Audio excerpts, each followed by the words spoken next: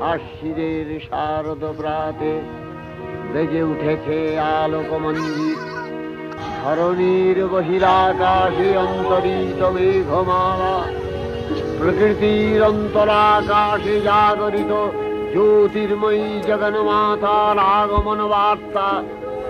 আনন্দময়ী মহামায়ার পদধ্বনি অসীম ছন্দে বেজে উঠে রূপলোক ও রসলোকে আনে নবভাব মাধুরীর সঞ্জীবন।